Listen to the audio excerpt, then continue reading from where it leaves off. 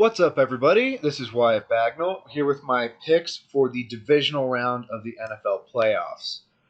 Starting off with, we're going to go in order with these games. So, starting off, we have the Jacksonville Jaguars at the Kansas City Chiefs. This is a game that I would desperately want to tell you that Jacksonville could win, but in truth, this is probably where the magic carpet ride ends. For Jacksonville to win this game, they will have to play essentially perfect. They cannot do what they did last week against the Chargers. Obviously, they can't do that against anybody else but the Chargers. But Kansas City, man, that's a tough building to go into. That's a tough team to play against.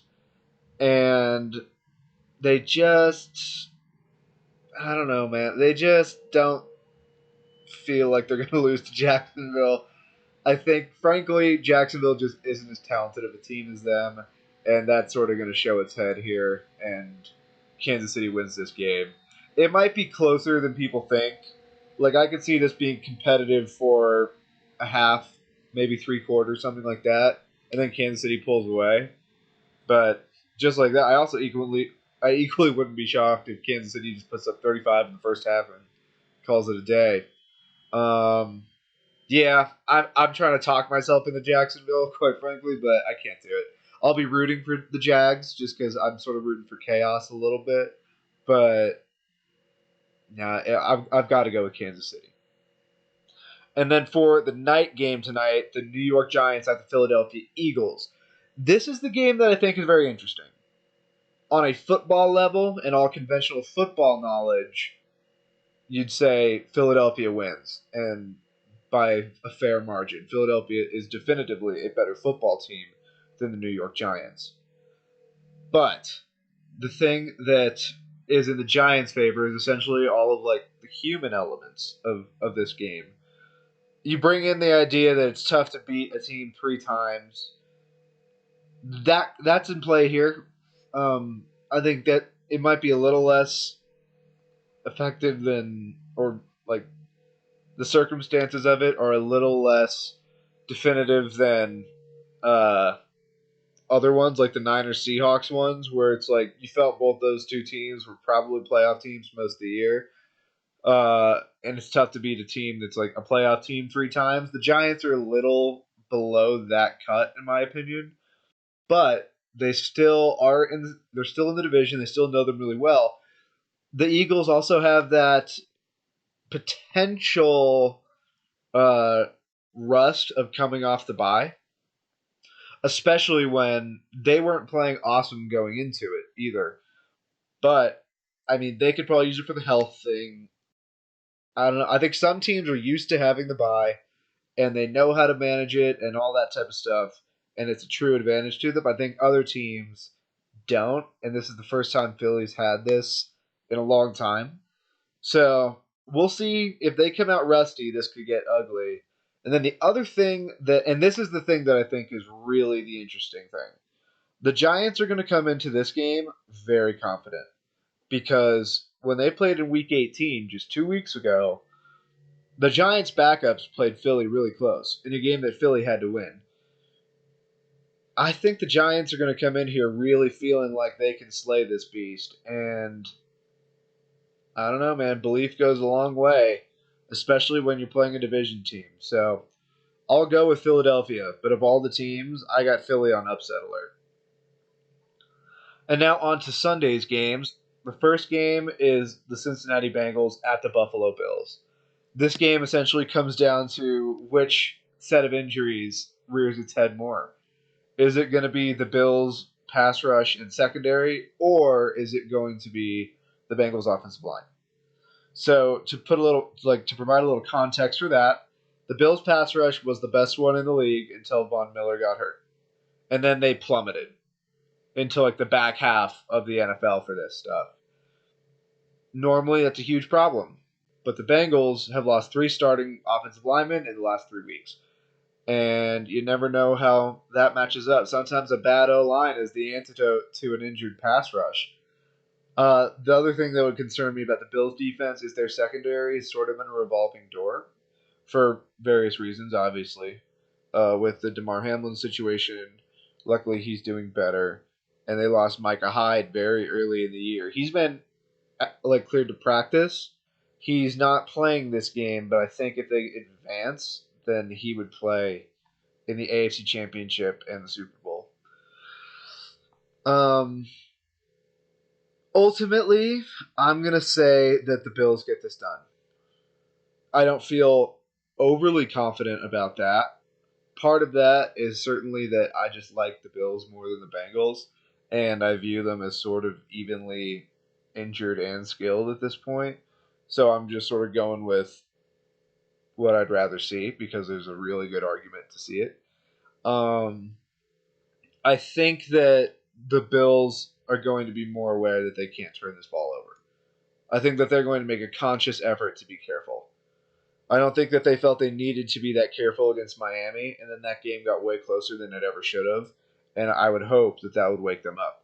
They need to get their short passing game involved again because it felt like every time they dropped back, if that ball wasn't going 20 yards, it was not going. They need to just do the things that essentially take a little bit off the shoulders of Josh Allen. This is a talented football team on the whole, but they're essentially riding and dying by one guy when it's not something that they have to do. I would understand if it's like you don't have any other options, but you do. And now I understand the Bills' O-line has been like their one true weak spot all year. But you gotta try to run it. Just for the sake of them having to account for it. And yeah, I mean, from the Cincinnati Bengals perspective, can they hold up long enough to use those weapons? Everyone's saying, "Oh, they made it to the Super Bowl with the bad O-line last year." Listen, some of that was luck. Most teams, if they had sacked him 9 times, the Bengals lose. That had less to do with the Bengals and more to do with the Titans. And this is lining up for Kansas City to get to play an injured team to go to the Super Bowl, and I kind of hate it.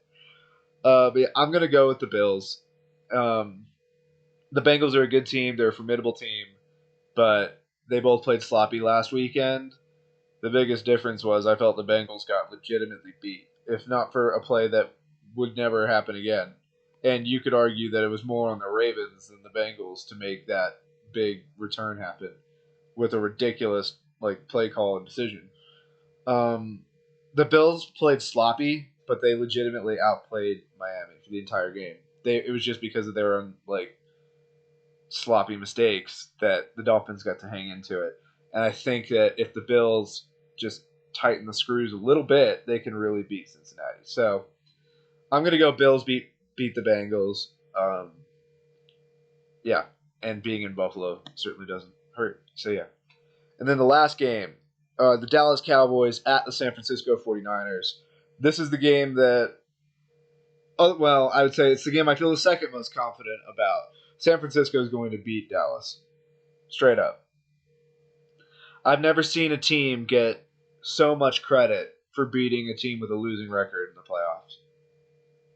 And it's one of those things where Cowboys fans, do they never get tired of getting one mediocre win and then pretending that their team is legit? This happened. We saw this last year. We've seen games like that this year. The Cowboys are extremely inconsistent, and that will continue. This game, if you just want to break down the matchup from last year, San Francisco, are they better or worse than last year? They are better. Dallas, are they better or worse than last year? They might be worse, but they're probably about the same. The other thing here that I think is important to note is that San Francisco is on an 11-game win streak. Dallas is on a 1-game win streak. Granted, in the playoffs, that's all you need. But if we're talking about can they rattle a rookie quarterback, they couldn't even rattle Sam Howell. If I break down these rosters, Dallas is better at essentially nothing. In terms of which would you rather have from these teams? Running back, 49ers. By a mile. Quarterback, I'll give it to Dak, but this is not like it has nothing to do with because I think he's like way better than Brock Purdy. It just has to do with we've seen him longer, so we have a better idea of him. But that's not a big advantage if it is one at all. O-line, 49ers. Wide receivers, 49ers. Tight ends, 49ers. Defensive line, 49ers. Micah Parsons and DeMarcus Lawrence are good, but other than them, you don't have much. And Nick Bosa is on the 49ers D-line. Eric Armstead's on the 49ers D-line. And I'll take the 49ers D-line better than them. Linebacker, don't play with me. 49ers. Cornerback, I might give to Dallas, but maybe not. It's mostly just because Trayvon Diggs is like, he'll get the picks, but Javarius Ward will probably just shut somebody down. So I'll say cornerback's a wash. And safety, 49ers.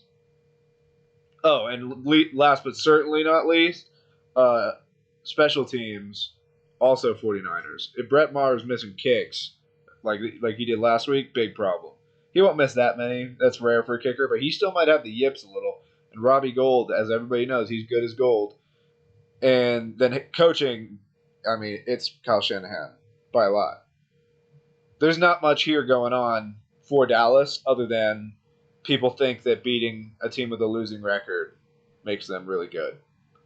So, yeah, I got San Fran beating them and beating them a little pretty handily. So, there you have it. So, overall, I'm going with Kansas City. I'm going with the Eagles, though they're the team that I got on upset alert, but I'm still going to go with them. And then we are going with the Bills and the 49ers. So this weekend we're essentially going home teams, I guess. I think that a couple of teams that aren't that good escape the wild card round. Normally you're sort of like culling the weaker teams from this race in the wild card round.